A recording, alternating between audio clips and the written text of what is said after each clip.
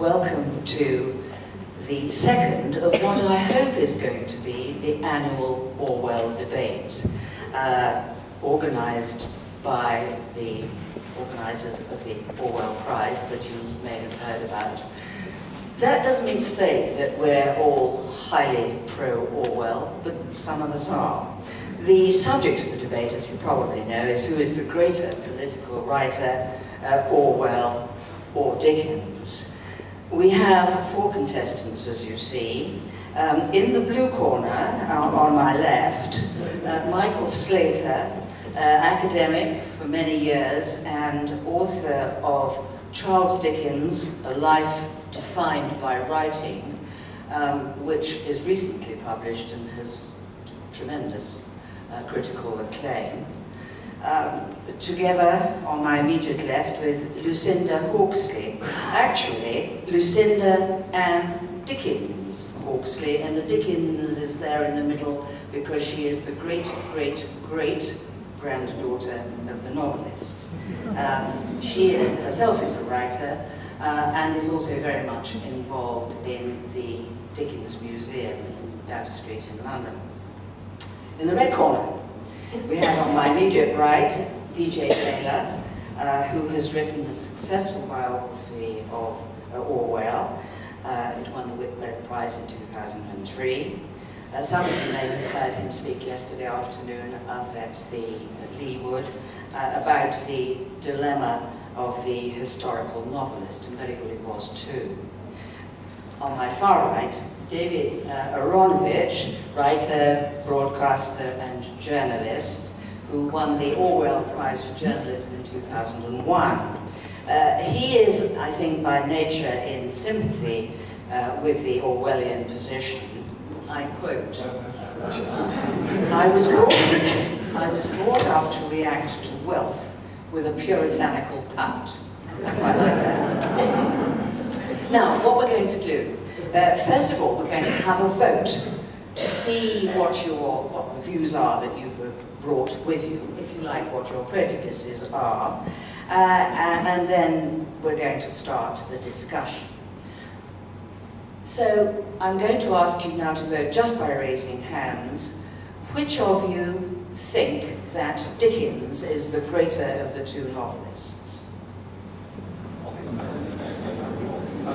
Political. Put your hands down.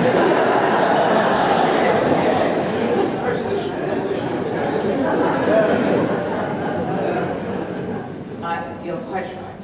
Question again. Which of you thinks that Dickens is the greater political writer?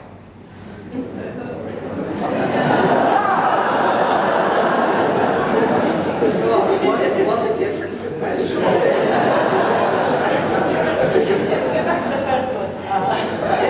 And Orwell, the greater political writer? Right. I think perhaps we ought to have 2 questions. I think we've got the answer to 2 questions.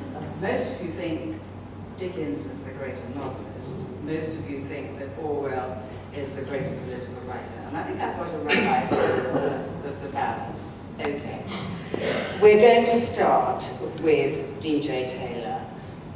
Actually, each of the speakers is going to make an opening statement, and I'm going to limit them in time. Michael Slater said last night he couldn't speak for less than 20 minutes. I was hoping he was going to sit next to me so that I could pinch him if he went over. Okay, all right. Thank you. I nearly went to the Leewood Hotel as well. Things work. Briefly, I have 5 minutes. Brevity is all. I was sitting last night, yesterday evening, preparing for this by reading Orwell's celebrated essay on Dickens, and I realised as I read it that adversarial colloquies of this kind are completely redundant, because if you read that essay, the 50 pages of it, it's one writer of genius conducting you through the museum of a second writer of genius. It's a wonderful piece of writing about somebody who wrote a wonderful piece of writing. So what we're doing here has no real value or merit, but we can still have a very good time. What I would say to you, considering this question, who was the greater political writer, it's amazingly easy because Dickens wasn't a political writer at all. Where did Dickens come from? He was the son, he was the slightly resentful son of what we'll call the urban lower middle classes. That meant that he had no real understanding of virtually any part of the society he was writing about. When he writes about the aristocracy, who he disliked, he knows nothing about them. When he writes, he doesn't, the working classes barely turn up. This is a time when working classes begin to make themselves felt in British society. The working classes rarely turn up in Dickens's novel. About the only portrait that he does, for example, an industrial worker, is Stephen Blackpool in Hard Times. When he writes about the middle classes, this is the great age of the emerging, the aspiring bourgeoisie in the 1840s and 50s. And when he writes about people making money, when he writes about businessmen, when he writes about people creating things, he portrays from one sentence to another how little he knows about them. Think of Mr. Dombey in Dombey and Son. Now, where does Mr. Dombey make his money? How does he make his money? Dickens doesn't know. He's not interested. There's a vital part of that mid-19th century society that he's never addressing. Even when you come across the portrait, let us say, of Doyce, the brilliant engineer, and Little Dorrit, and we never find out what invention it is that Doyce is created. That is how little Dickens knows about the kind of scene he was surveying. And when you add all this up, when you look at the solitary novel in which Dickens is trying to come to terms with a society in ferment, and that novel, I would argue, is Hard Times, his shortest and most succinct novel. And what does it tell you about that world? It tells you hardly anything. Here is a world of industrial struggle. And all Dickens can say about the trades unions in Hard Times is that they are being got together by designing persons to seduce the working class. It's an attack on money-grabbing utilitarian incivility on the Boundbys and the Gradgrinds. But it's pretty clear to you that Dickens actually doesn't know very much about Mr. Bounderby and how he makes his money. And ultimately, all that shines out of this novel is Dickens himself, because Mr. Bounderby in Hard Times is a novel full of his vainglorious rodomontades about how he's raised himself up from nothing. Exactly the kind of talks which Dickens was prone to favour his own children with. It's a novel which ultimately, it's not a novel, it's none of Dickens's work is about how you reform the iniquities of the society in which he found himself.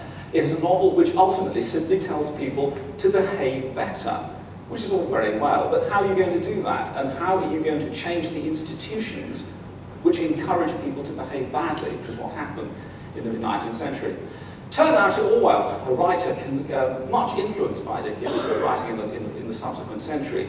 Here was a man who taught himself by bitter practical experience how the society of which he was a part, most of which he disliked, could be reformed. He went to Spain, he fought in the Spanish Civil War. After that, he said that he had never written a word which was not concerned to advance the cause of democratic socialism, small d, large S. He then wrote two novels, Animal Farm in 1984, which are not only, they do two things. On the one hand, they expose a particular way of trying to transform society, which many people had taken up in the 20th century, communism, socialism, which he found iniquitous in the way it was practiced in Soviet Russia. And finally, in 1984, he produced a book which is not only a dazzling critique of a particular political system with which he disagreed, but is also an intensely prophetic book about the way life gets lived now in the 21st century. Orwell himself once said that one of the really interesting things about Dickens, who of course Orwell revered, was that he had no interest in the future. Now Orwell did, and we can see the results of that interest he had all around us now. So there's only one way you can vote in this debate. Thank you very much.